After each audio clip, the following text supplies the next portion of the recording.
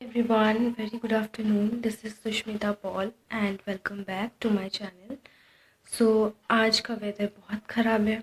कल जितना वेदर ख़राब था उससे भी ज़्यादा ख़राब है। कल थोड़ी बहुत धूप निकली भी थी, दिखी थी मुझे, आज वो भी नहीं दिख रही है। ऐसा लग रहा है कि जो मॉर्निंग का टाइम है ना, वो इवनिंग का टाइम है। मतलब आप समझ सकते हो कि कितनी ज़्यादा हालत ख़राब है। जितने सारे कपड़े ड्राई होने के लिए रखे थे कल से वो अभी तक ड्राई नहीं हुए हैं। पता नहीं किस टाइम ड्राई होंगे, इस साल ड्राई होंगे भी या नहीं।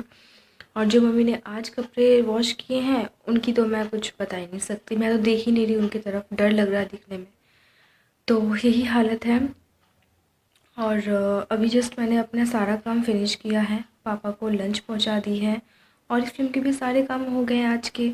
मतलब काम का क्या मतलब है कि कॉलिंग्स करनी होती हैं, अपनी डाउनलाइन से अपडेट लेनी होती है, अपनी अपलाइन से बात करनी होती है और उसी के साथ जो मेन इम्पॉर्टेंट काम है वो है मॉर्निंग, आफ्टरनून एंड नाइट के टाइम पोस्टिंग करना। 3 टाइम पोस्टिंग्स मैंने 2 टाइम्स पोस्टिंग्स मैंने कर ली है और रात को मैं पोस्टिंग करके ही सोती हूँ। तो उनकी रिप्लाइज़ मुझे मॉर्निंग तक आ जाती हैं, फिर उनकी रिप्लाइज़ देने के बाद मैं मॉर्निंग में कर देती हूँ पोस्टिंग। इस तरह से मेरी रेगुलेशन चलती रहती है।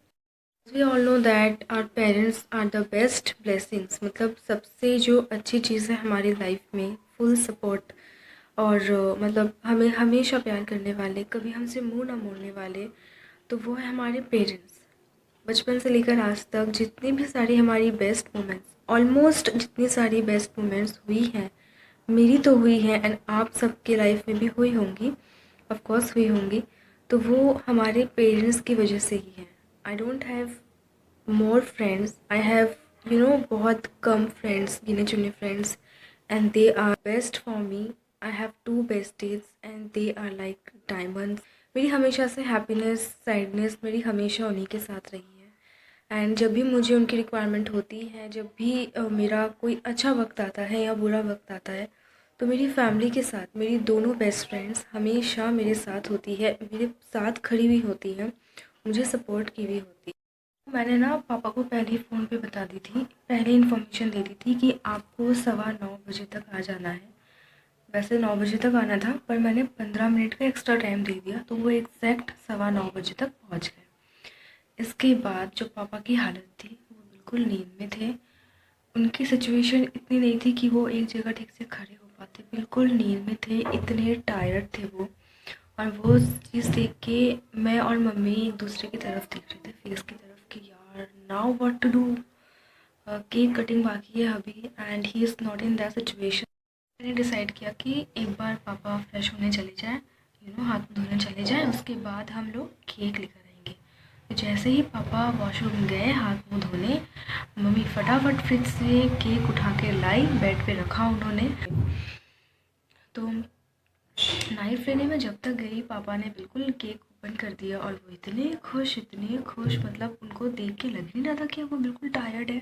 मैंने सबसे पहले अपनी छोटी बुआ को ऑन कॉल पे लिया और उनको बोला है कि फटाफट से आप आ जाओ व्हाट्सएप कॉलिंग पे, पापा केक काटने वाले हैं। उसके बाद मेरे माइंड में था कि अपने भैया भाभी जो भी हैं सबको मैं कॉल लगा के बोलूँ, पर जैसे ही पापा ने व्हाट्सएप कॉल लगाई, बुआ ने 2 रिंग के बाद ही रिसीव कर ली और वहीं पे मेरे भैया भाभी सब थे, उनके बच्चे सब थे। तो मतलब एक्स्ट्रा किसी को कॉल लगाने की ज़रूरत नहीं पड़ी।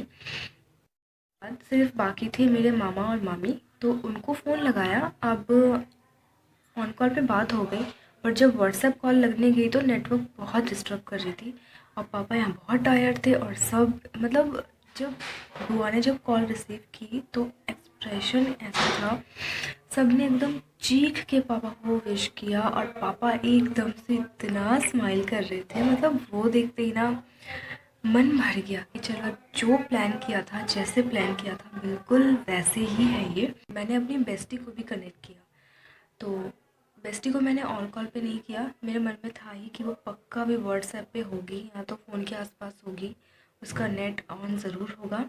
मैंने उसको डायरेक्ट व्हाट्सएप कॉल मिला दी और थर्ड कॉल पे उसने रिसीव भी कर ली एंड उसने ज्वाइन कर लिया हमें।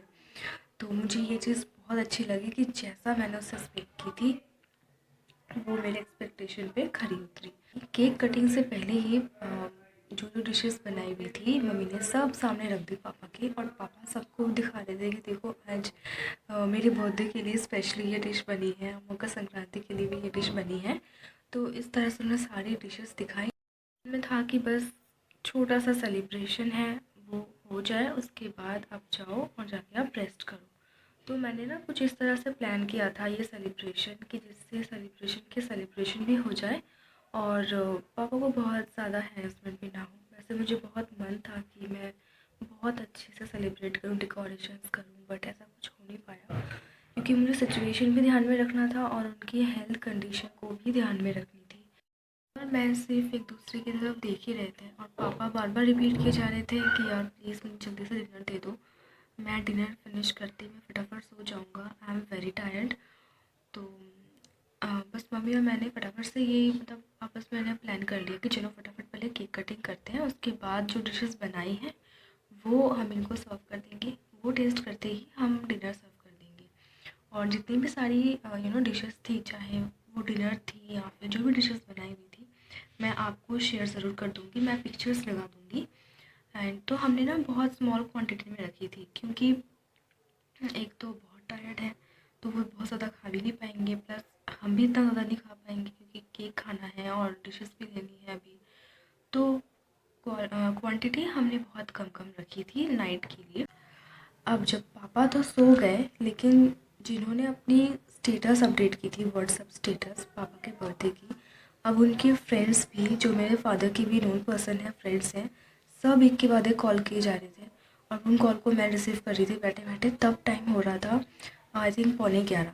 तो 11:45 से 11:30 बजे तक यही कॉल रिसीव होती रही। बर्थडे बॉय सो रहे थे और मैं उनकी कॉल्स रिसीव कर रही थी। मेरा बहुत मन था कि मैं ना उनके बर्थडे को एक अच्छे से रेस्टोरेंट पे जाके सेलिब्रेट करूं या फिर घर पे बहुत सारी डेकोरेशंस करूं, बहुत लोगों को इनवाइट करूं, बट सिचुएशंस ऐसी हैं अभी और पापा की हेल्थ कंडीशन को देख के मैं ये कुछ भी नहीं कर पाई। बट स्टिल मैंने जैसे जैसे प्लानिंग की थी बिल्कुल प्लान के अकॉर्डिंग रहा, मुझे वो सबसे अच्छी लगी। तो आप लोग भी अपने घर पे बर्थडे सेलिब्रेशन या वेडिंग सेलिब्रेशन, जितनी भी सेलिब्रेशंस है, कि आप लोग भी ऐसे सेलिब्रेट कर रहे हो, मुझे कमेंट पे ज़रूर बताना। सो गाइज़, अगर आपको मेरी वीडियो पसंद आती है प्लीज़ लाइक करें, मेरे चैनल को सब्सक्राइब करें और वीडियोस के लिए।